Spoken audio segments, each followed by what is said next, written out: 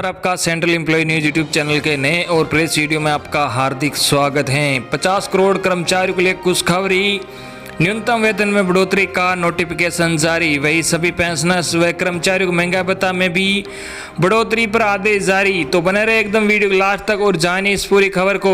इससे पहले अगर आपने अभी तक भी इस वीडियो पर एक लाइक नहीं किया तो एक लाइक कर दीजिए, क्योंकि आपका एक लाइक ही हमारी मेहनत का फल होता है। वही चैनल को भी फ्री में सब्सक्राइब नहीं किया और सब्सक्राइब कर लीजिए, ताकि आगे भी आपको कर्मचारियों व पेंशनर से संबंधित लेटेस्ट से लेटेस्ट न्यूज़ देखने को मिलती रहे। जी हाँ, इन खबरों को जानने से पहले भारत चीन के बीच विवाद को लेकर सभी देशवासियों के लिए बड़ी खबर है, जो आप सभी को जानना बहुत ही जरूरी है। भारत चीन के बीच तकरार जारी, हॉट स्प्रिंग से चीन ने नहीं हटाए सैनिक, भारतीय जवान भी डटे।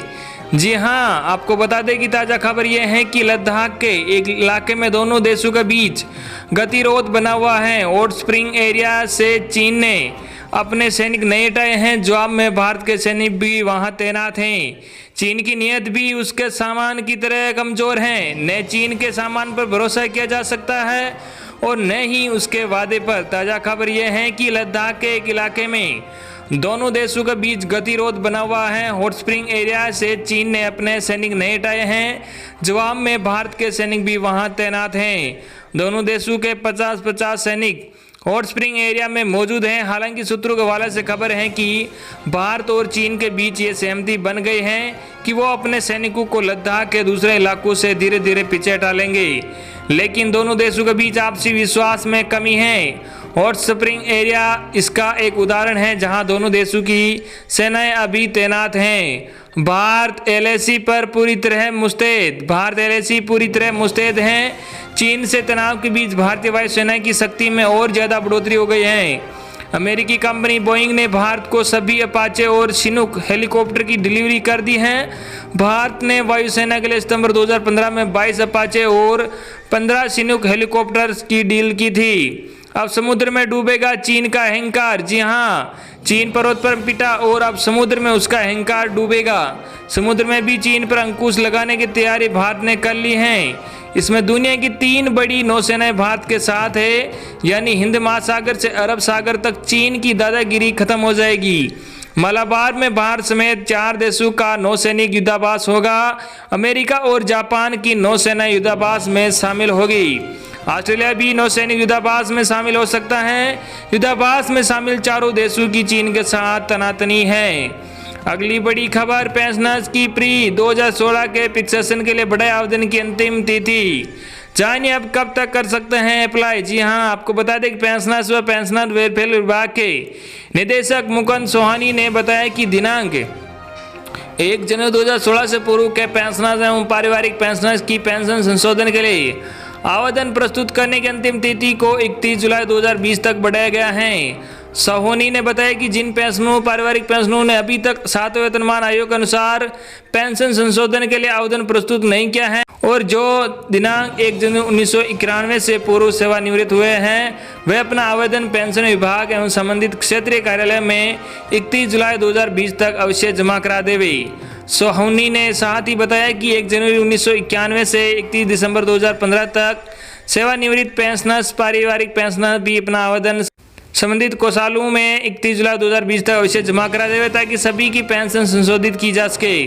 उन्होंने जानकारी देते हुए बताया कि अभी तक 95% पेंशनरों की पेंशन संशोधित की जा चुकी हैं। अगली बड़ी खबर, कर्मचारी सैलरी में होगी बढ़ोतरी, मिलेगा 21% डीए का फायदा।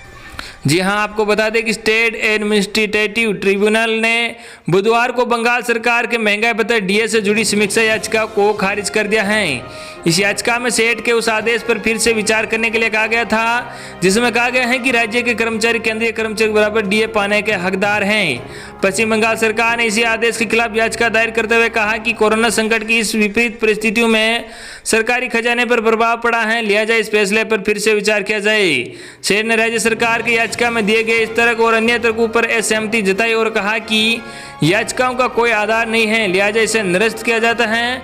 ममता सरकार अब इस मामले पर कलकत्ता हाईकोर्ट या फिर सुप्रीम कोर्ट का रुख कर सकती हैं। हालांकि डीए बकाया का भुगतान राज्य सरकार के कर्मचारी लंबे समय से लंबित मांग है। मालूम हो कि पश्चिम बंगाल के सरकारी कर्मचारी और केंद्रीय कर्मचारियों को मिलने वाले डीए में 21% का भारी अंतर है। ट्रिब्यूनल ने स्पष्ट किया है कि हाईकोर्ट ने सरकारी कर्मचारियों को महंगा भत्ता देने संबंधी जो निर्देश दिया है वह बहाल रहेगा। अगली बड़ी खबर, 50 करोड़ केंद्रीय कर्मचारियों को मिलेगा न्यूनतम वेतन। सरकार ने की तैयारी, न्यूनतम वेतन कानून का आ गया ड्राफ्ट। जी हां, आपको बता दें कि सरकार ने इस कानून के प्रारूप को नोटिफाई कर दिया है। इस प्रारूप पर सभी लोग अपनी राय भेज भी सकते हैं। श्रम कानूनों में बदलाव को लेकर सरकार के खिलाफ बनती धारणा और राजनीतिक हमलों को देखते हुए अब केंद्र सरकार ने कामगारों के न्यूनतम वेतन तय करने के लिए ज्यादा प्रभावी कानून लाने की तैयारी शुरू की है। सरकार ने draft code on wage central rules के लिए गजेटेड नोटिफिकेशन जारी कर दिया है। इससे देश भर के 50 करोड़ कर्मचारी श्रमिकों को फायदा हो सकता है। सरकार ने मंगलवार को ही यह गजेटेड नोटिफिकेशन जारी किया है और इसमें सभी पक्षों की राय मांगी गई है, जिसके बाद अंतिम नियम कानून तैयार किए जाएंगे।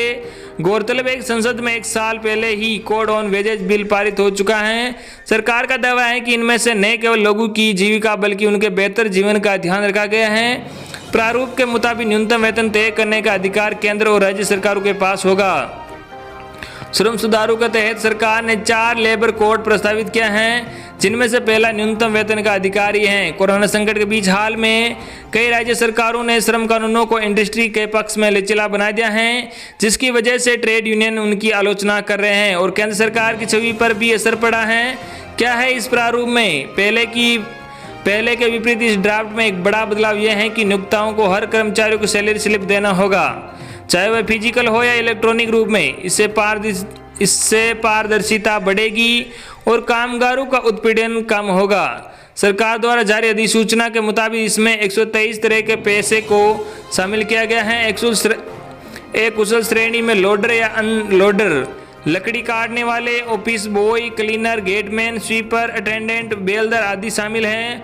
अर्ध कुशल कर्मचारियों में 127 पेशे शामिल हैं, जिनमें रसोइया, बटलर, खलासी, धोबी, जमादार आदि शामिल हैं। कुशल श्रेणी में 320 तरह के पेशे शामिल हैं, जिनमें Munshi, typist, book keeper, librarian, Hindi अनुवादक, डेटा एंट्री ऑपरेटर आदि शामिल हैं। इसके बाद उच्च कुशल कर्मचारियों की भी एक श्रेणी है, जिसमें armed, security guard, head mechanics, compounder, स्वर्णकार आदि शामिल हैं। कैसे तय होगा न्यूनतम वेतन? प्रारूप के मुताबिक न्यूनतम वेतन तय करने में परिवार को आधार बनाया जाएगा। ऐसा माना गया है कि एक स्टैंडर्ड वर्किंग क्लास परिवार में अगर कर्मचारी के अलावा उनकी पत्नी और 2 बच्चे हो तो ये मिलकर कम से कम 3 वयस्क लोगों के बराबर भोजन करेंगे और प्रति व्यक्ति को कम से कम 2700 कैलोरी प्रतिदिन मिलना चाहिए। इसी तरह इस परिवार को हर साल करीब 66 मीटर कपड़े की जरूरत होगी। उसके कमरे का किराया, खाने और कपड़े पर कुल खर्च का करीब 10% होगा। उसका ईंधन पर खर्च, बिजली बिल और अन्य खर्चे न्यूनतम वेतन के करीब 20% हो सकते हैं। इनके अलावा बच्चों की पढ़ाई, चिकित्सा जरूरतों, मनोरंजन, आकस्मिक खर्चों आदि का भी ध्यान रखा जाएगा। सिर्फ 8 घंटे का होगा काम। जी हां, आपको बता दें इस नए प्रारूप में कहा गया है कि सामान्य कामकाजी दिन में किसी कर्मचारी को सिर्फ 8 घंटे काम करने होंगे। उसे 1 या उससे ज़्यादा बार ब्रेक भी मिलेगा। ये कुल मिलाकर 1 घंटे का होगा। इस तरह हफ्ते में 1 दिन साप्ताहिक अवकाश होगा। गौरतलब है कि कई राज्य सरकार ने कोरोना संकट के बीच काम के घंटे बढ़ाकर 12 कर दिए हैं, जिसकी काफ़ी आलोचना भी हो रही। अगली बड़ी खबर, अच्छी खबर, इस साल भी बढ़ेगी सैलरी। कंपनी ने शुरू किया इंक्रीमेंट प्रोसेस। जी हां, कोरोना वायरस महामारी और लॉकडाउन की वजह से हर नौकरी पेशा इंसान को यह लग रहा है कि इस साल पुरानी सैलरी पर ही काम करना पड़ेगा। लगभग 4 महीने तक सब कुछ ठप रहने और कारोबार नहीं होने की वजह से यह आशंका भी जताई जा रही थी कि सैलरी का बढ़ना नामुमकिन है। लेकिन इस बीच एक अच्छी खबर आई है। इस साल भी कर्मचारियों की तनख्वाह बढ़ रही है। कई नामी कंपनियों ने अप्रेजल प्रोसेस शुरू कर दिया है। बैंकों ने की शुरुआत। जी हां, देश के तमाम निजी बैंक जैसे ICICI बैंक, HDFC बैंक और एक्सिस बैंक ने अपने कर्मचारियों को इंक्रीमेंट देने की घोषणा की है। इन तमाम बैंकों ने अपने अधिकारियों और कर्मचारियों को इस साल लॉकडाउन और कम बिजनेस के बावजूद इंक्रीमेंट देने की घोषणा की है। देश के सबसे बड़े निजी बैंक आईसीआईसीआई बैंक ने अपने कर्मचारियों अधिकारियों को 8% इंक्रीमेंट देने की घोषणा की है। ऑटो सेक्टर में भी बढ़ेगी सैलरी। पिछली तिमाही में सबसे ज्यादा नुकसान कार निर्माता कंपनियों को ही हुआ है। इसके बावजूद इन ऑटो कंपनियों ने अपने कर्मचारियों का मनोबल बढ़ाने के लिए सैलरी बढ़ाने का फैसला किया है। प्राप्त जानकारी के मुताबिक मारुति सुजुकी अगस्त महीने में अपने कर्मचारियों और अधिकारियों की सैलरी में इजाफा करेगी। हालांकि इस साल मंदी को देखते हुए सैलरी बढ़ोतरी पिछले साल के मुकाबले कम ही होगी। दूसरी तरफ हाल ही में बाजार में आई कंपनी किया मोटर्स और जीएम मोटर्स ने पहले ही अपने कर्मचारी सैलरी बढ़ाने का काम कर दिया है। बताते चले कि तमाम बड़ी रेटिंग एजेंसियों ने लॉकडाउन की वजह से देश में आर्थिक मंदी की संभावना जताई है। पिछले 4 महीने में सब कुछ बंद होने की वजह से भी इस साल कई कंपनियों ने सैलरी बढ़ाने के प्रस्ताव को अगले साल के लिए टाल दिया है। तो ये थी आपके लिए आज की बड़ी और बेहद ही महत्वपूर्ण खबरें। आई होप कि आपको आज की हमारी जानकारी पसंद आई होगी। धन्यवाद।